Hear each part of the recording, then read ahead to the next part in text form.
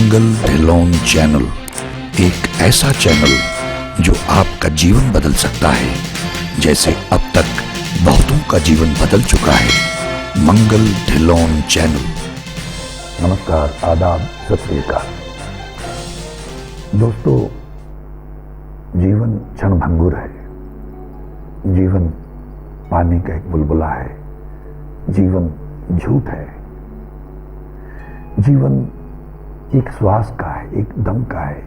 ये हम लोग सुनते तो रहते हैं मगर हम मानते नहीं। युधिष्ठिर से यक्ष ने जो प्रश्न पूछे थे उनमें एक प्रश्न ये था कि इस दुनिया का सबसे बड़ा अजूबा क्या है। तो युधिष्ठिर ने जवाब दिया था कि इस दुनिया का सबसे बड़ा अजूबा ये है कि हम आए दिन अपने आसपास, अपने रिश्तेदारों में, दोस्तों मित्रों में, अपने घर में लोगों को मरता हुआ देखते हैं, उनका अंतिम संस्कार करके आते हैं, लेकिन फिर भी हमें यकीन नहीं है कि हमको भी मरना है। अगर मौत हमको याद रहे तो हम सुधर सकते हैं। अगर हमको ये विश्वास हो जाए कि जो कुछ भी हम करते हैं ये रिकॉर्ड हो रहा है, अंदर भी और बाहर भी, तो हम सुधर सकते हैं। जरा अंदाजा लगाइए, हमारे यहाँ हमारे बहन जी थे, प्रिंसिपल हरमीत कौर, रामगढ़िया कॉलेज लुधियाना में वो 25 साल प्रिंसिपल की सेवा निभाई। सेनेटर भी रहे यूनिवर्सिटी में, पंजाब यूनिवर्सिटी में 2 बार। सर्वरोका नॉमिनेशन के साथ उनका बहुत गहरा रिश्ता था, बल्कि उन लोगों ने ये शुरुआत की थी। वो डॉक्टर साहब, डॉक्टर बुलंद सिंह की उन्होंने बहुत सपोर्ट की। जो मिशन का प्रोग्राम चलता है मॉडल टाउन में, उसमें उनका बहुत योगदान था। और डॉक्टर साहब की एक तरह की वो बैकबोन थी, उनकी शक्ति थी। सुबेरे वो जाती हैं हॉस्पिटल, सबको ये समझा के तुम ये करना, वो करना, डॉक्टर साहब को ये चाहिए होगा, वो करना, ध्यान रखना। अपने चेकअप के लिए जा रही थी वो, मेरा ख्याल डीएमसी लुधियाना में। ये 28 जुलाई की बात है, हफ्ता भर हुआ होगा। 28 जुलाई को सुबेरे वो सबको ये बता के जा रही है कि मैं आती हूं। और वहां उनको हार्ट अटैक हो गया। उसके बाद उनको लाया गया घर पे एम्बुलेंस में। फिर उन्होंने अपना शरीर जो है त्याग दिया, प्राण त्याग दिए, गुजर गई। शाम को 5 बजे उसी दिन 28 तारीख को उनका अंतिम संस्कार हो गया। और उसके दूसरे दिन कटाना साहब में उनका अस्थि विसर्जन हो गया। जब मुझे ये खबर मिली उनके गुजरने की, डॉक्टर साहब का मैसेज आया, मुझे यकीन नहीं आया कि कैसे हो सकता है। ये गलती से मैसेज तो नहीं आ गया। आप जरा सोचें, सुबेरे तक उन्होंने अपने घर में जो भी रोजमर्रा का काम होता वो किया। उसके बाद वो हॉस्पिटल की थोड़ी कमजोरी थी, कुछ प्रॉब्लम्स थी उनको, लेकिन उनको ये नहीं मालूम था कि आज शाम को 5 बजे आपका अंतिम संस्कार हो जाएगा और कल 29 तारीख को आपकी अस्थियों का विसर्जन भी हो जाएगा। इससे हमें क्या सीखने को मिलता है कि जीवन क्षणभंगुर है। सामान 100 वर्ष का है, पल की खबर नहीं।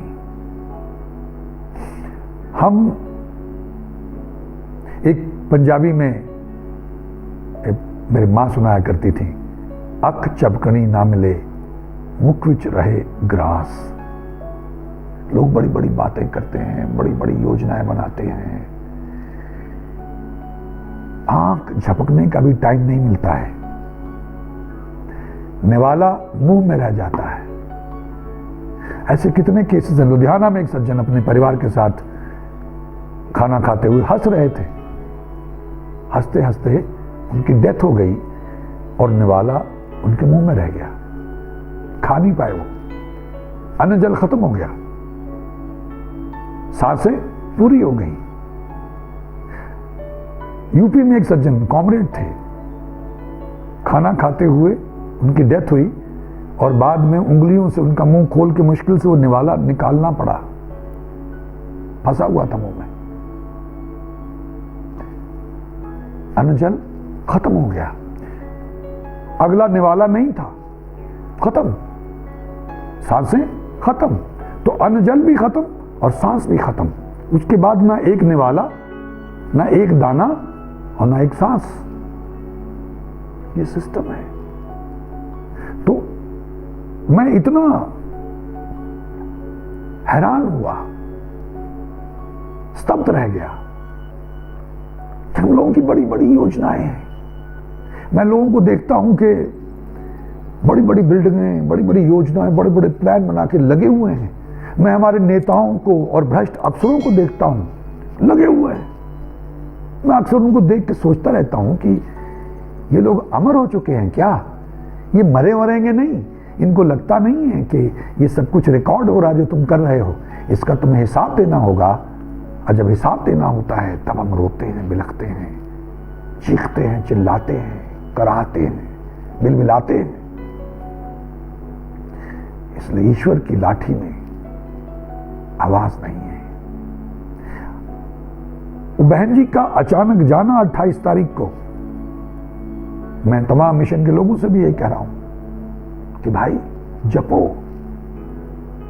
ये बार बार मैं कहता रहता हूं अपने वीडियोस में, काल करे सो आज कर, आज करे सो अब, पल में प्रलय होएगी, बहुर करेगो कब। तो बहन जी के लिए तो प्रलय हो गई ना। हालांकि उन्होंने बहुत अच्छे काम किए, गरीबों की मदद की, गरीब बच्चों की मदद की, सबकी मदद करने के लिए तैयार रहते थे, सबका भला करने के लिए तैयार रहते थे। मिशन में बड़ी मदद की, मिशन को चलाने में बड़ी हेल्प की। विदेशों में डॉक्टर साहब के साथ जाके उन्होंने बहुत अच्छे कार्य किए, नेक कार्य किए, नाम जपा, बहुत अच्छा पाठ करती थी। मैंने एक बार सुना उनको राणा साहब का पाठ करते हुए, तो एकदम से बड़ा हैरान, क्योंकि बड़ा रस था। ये बहुत कम लोगों के पाठ में रस होता है, उनके उसमें रस था।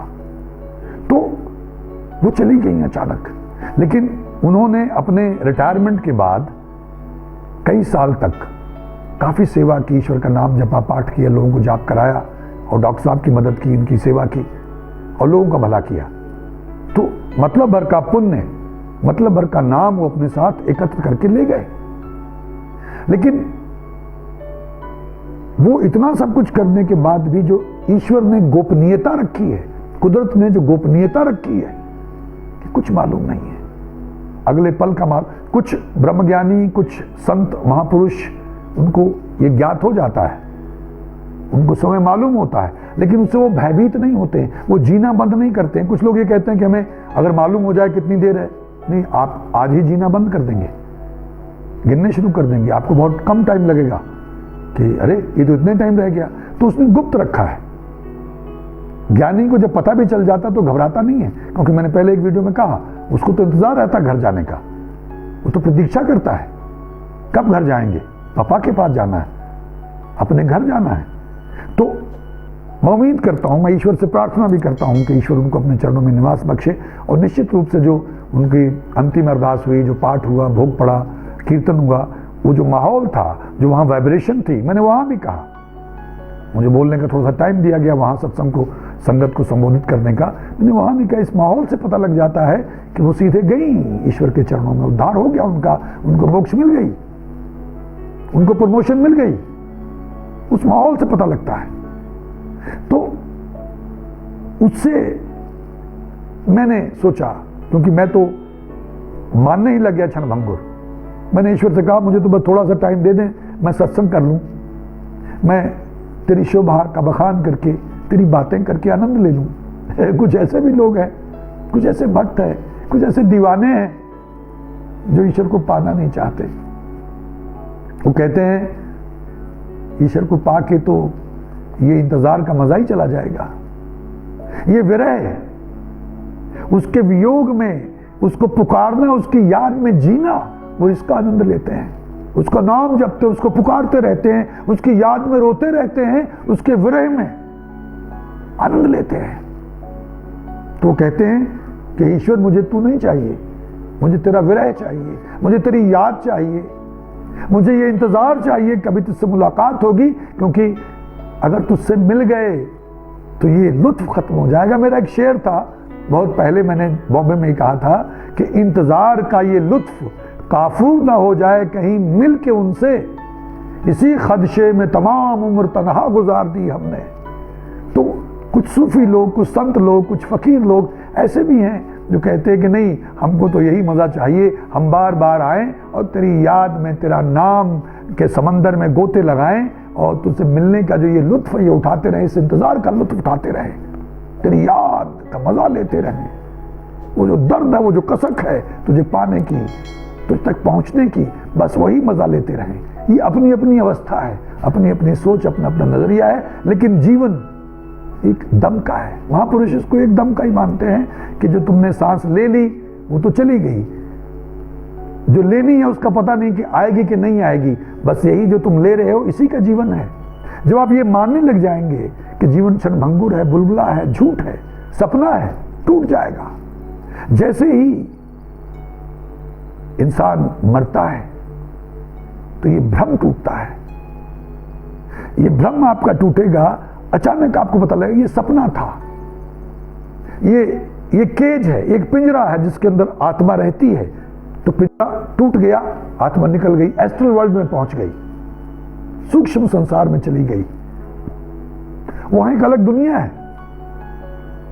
सारे हिसाब किताब हैं।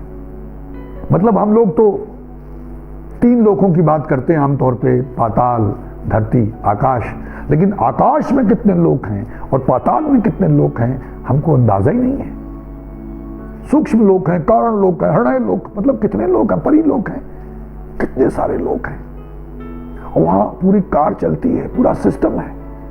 तो ये जीवन क्षणभंगुर है, एक दम का है, इसे सार्थक बनाएं। कैसे? ईश्वर का नाम जप के, नेक बन के, सदाचारी बन के, ये मान के चलें कि आपके अंदर भी रिकॉर्डिंग हो रही है, बाहर भी रिकॉर्डिंग हो रही है। जब कहीं सीसीटीवी कैमरास लगे होते तो हम बहुत कॉशियस होते हैं, हम चोरी चकारी करने से डरते हैं, गलत हरकत करने से डरते हैं। अगर हम ये मान लें कि सब रिकॉर्डिंग हो रही है, अंदर भी बाहर भी, इसलिए मैं आऊँगा हाजरात को लेके, मैंने एक्सपेरिमेंट किए इस पर, ये साबित करने के लिए रिकॉर्डिंग हो रही है। वो जो महाभारत हुआ था उसके रिकॉर्डिंग साइंटिस्ट ढूंढ रहे थे और मिल गई थी। तो उसी तरह से हर इंडिविजुअल की रिकॉर्डिंग हो रही है। आप उसके भाव में, भाव के अंदर प्रेम भी होता है और डर भी होता है, दोनों का मिक्सचर है भाव। भय में सिर्फ भय होता है, पिता का भाव होता है, ईश्वर का भाव, मौत का भय। मौत का भय अगर हमको है कि हमको जाना है, टेम्परेरी है, तो वो जो हमारा मोह है, वो जो जकड़न है, वो ढीली होती है। हम तो इस शरीर को नश्वर नहीं मानते हैं, कितने भी बूढ़े हो गए फिर भी और जीना चाहते हैं। मैंने वो वीडियो डाला था, कितने सम्मान आ गए हमको, लेकिन हमने इग्नोर किए। तो हमको जाना है, राम गए रावण गए, जाको बहु परिवार, सबको जाना पड़ा, राम को भी, कृष्ण को भी, सबको, गुरु नानक को भी, गौतम बुद्ध जी को भी और मोहम्मद साहब को भी, सबको जाना पड़ा, हमको भी जाना है। तो ये एक परम सत्य है, इसीलिए कहते हैं जीवन झूठ है, मरना सच है।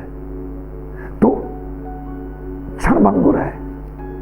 बहन जी के साथ जो घटा उसको देख के मुझे लगा मैं अपने चैनल के जरिए अपने साथियों से, जो हमारे साथ लोग जुड़े हुए हैं, उनसे ये बात शेयर करूं कि जीवन बेहद क्षणभंगुर है, ये सत्य है। और आप अपना समय जाया ना करें, अपनी सांसें जाया ना करें, जपें, सुने, नेक बने, अपनी गाड़ी में चलते फिरते, आते जाते, काम करते हुए, खाना बनाते हुए नाम जपें, मन में जपें, हर वक्त जपें, उसकी याद में रहें, ताकि हमारी सांसें, हमारा समय सार्थक होता रहे, ये जाया ना चला जाए, ये व्यर्थ ना चला जाए, ताकि जब हम वहां पहुंचे, क्योंकि पता नहीं कब बुलावा आ जाएगा, कब आवाज पड़ जाएगी, कब जाना पड़ जाए। क्षणभंगुर है, एक क्षण में दूसरी सांस आई नहीं, तो हमने तो कुछ इकट्ठा किया ही नहीं, तो हमारी पोटली में से कुछ तो निकले, कुछ तो ऐसा निकले ताकि हमारी प्रमोशन हो, नहीं तो कहीं डिमोशन ना हो जाए। हम तो ये सोचते ही रह गए कि कोई बात नहीं, अभी तो बहुत टाइम है, आगे सुमरन कर लेंगे, पाठ कर लेंगे, जाप कर लेंगे, पुण्यदान कर लेंगे, लेकिन उसका मौका ही नहीं मिला। इसलिए आज से, अभी से अपने आप से वादा कीजिए और शुरुआत कीजिए। ज्यादा नहीं कर सकते हैं, कम कम कर दीजिए, वाहिगुरु वाहिगुरु, हरिओम तत्सत, अल्लाहु अकबर, गॉड इज ग्रेट, जो भी करना शुरू करिए। आदत बनाइए, रात को तो रिपीट में लगा के सोइए, अचेतन को सुनने दीजिए, उसका बहुत लाभ होता है। दिन में कान में लगा के सुनिए, आंखें बंद करके सुनिए, सुनते रहिए, आपको किसी दूसरी दुनिया में ले जाएगा, आप हैरान होते चले जाएंगे। हर समय उसकी याद में रहें, उसको याद करते रहें, उसके भाव में रहें। सदाचारी जीवन तो अपने आप हो जाएगा। नेक बने, दयालु बने, पुण्यदान करें अपनी हैसियत के हिसाब से, तो हम यहां से कुछ कमा के ले जाएंगे, वरना तो खाली हाथ सब जाते हम भी जाएंगे। और जो हमने कुकर्म किए, झूठ बोला, बेईमानियां की, धोखाधड़ियां की, नशाखोरी की, व्यभिचार किया, लोगों का बुरा किया, मिलावट की, उसकी सजा मिलेगी, डिमोशन हो जाएगी, नीचे चले जाएंगे। यात्रा कौन सी करनी है, इसके बारे में आगे बात करेंगे। जो मिट्टी बना देती है, ये जो ईश्वर बना देती है, दोनों विकल्प हमारे सामने हैं। हम प्रयास तो कर सकते हैं। मैं उम्मीद करता हूं कुछ मित्रों की बात पकड़ में आई होगी और वो आज से इसी क्षण प्रयास करेंगे। सोने गए तो शब्द चलते रहने चाहिए, अपने धर्म के मुताबिक कुछ ले लीजिए, नहीं तो जबते जबते सो गए। मैं तो दोनों करता हूँ, शब्द चलते भी रहते हैं और खुद भी वाहिगुरु वाहिगुरु, एक ओंकार सतनाम वाहिगुरु या मूल मंत्र करते करते करते सो जाता हूँ। रात को करवट भी लेता हूँ तो कुछ ना कुछ देर करता रहता हूँ, जो थोड़ी सी जगह में रहता हूँ ना, अर्ध जगह में रहते हैं आप, और सवेरे उठे, पड़े हुए, फिर लग गए, फिर कर रहे हैं, चल रहे हैं। ये आपसे वार्तालाप कर रहा हूँ तो ये भी ईश्वर की बातें कर रहा हूँ, और उसके बाद भी मेरी कोशिश है कि ये सब निपटा के जल्दी से मैं बैठ ही जाऊं। उसके अलावा और कुछ करना नहीं है, बस उसका नाम जपना, ध्यान करना, सत्संग करना है, गाना भी है, सत्संग करना है और कीर्तन करना है। सतनाम वाहिगुरु को गाना है, ईश्वर ने कृपा की तो आप लोगों के साथ वो भी एक दिन शेयर करूंगा। ऐसा शब्द पाठ, जाप या ऐसा गायन जिसमें आपकी सूरत गुरु ग्रंथ साहब महाराज के चरणों में टिकी हुई हो, एकाग्र चित्त से, श्रद्धा के साथ, आस्था के साथ, विश्वास के साथ आपने दरबार साहब में या जहां भी, गुरु ग्रंथ साहब तो वही हैं, हर जगह विराजमान है, लेकिन अगर दरबार साहब में ज्यादा आस्था और श्रद्धा है तो वहां उनके चरणों में सूरत टिका के जब आप गाएंगे, जब आप जपेंगे, जब आप उच्चारण करेंगे तो वो चार्ज हो जाएगा। मेरी ऐसी भी कोशिश है, ऐसा भी प्रयास करने की मैं कोशिश करूंगा कि वो रिकॉर्डिंग आप तक पहुंचे और आप उसको सुनना शुरू कर दें, तो उससे और ज्यादा आपको लाभ हो, आपको जाग लगे। तो एक चिराग से दूसरा चिराग जले, फिर लाखों करोड़ों चिराग जलें, फिर तमाम लोगों को उनका जीवन बदले, उनको आनंद आना शुरू हो जाए, और मेरे जैसा निर्गुण यहाँ बैठा बैठा पुण्य कमाता रहे। जैसे ये लोग ये सब्सक्राइबर बना के और ये अपनी एड वर्ड चला के लाइक्स के जरिए और उसके जरिए पैसे कमाते हैं, तो मेरे जैसा निर्गुण यहाँ बैठे बैठे पुण्य कमाता रहेगा, उनका उद्धार होता रहेगा, सबका उनका जीवन बदलता रहेगा, उनके कुल का उद्धार होगा, उनके जीवन में आनंद आता रहेगा, और मैं यहाँ बैठे बैठे निर्गुण आदमी, एक नादान आदमी महापुण्य कमाता रहूँगा। यही हमारे साथ जाना है, यही हमारे जीवन का मकसद होना चाहिए। इसको एक लहर बनाने का प्रयास करिए, सब लोग लगिए, जितनी भी आपका सर्कल है, आपका दायरा है, आप भी पुण्य कमाइए। आप भी जैसे वो एक चेन सिस्टम बनाते हैं आजकल, फॉरएवर वाले और पता नहीं कौन कौन से एक चेन सिस्टम बनाते हैं, इसी तरह से आपको भी कमीशन मिलेगा भैया, महापुण्य का, उसकी कृपा का।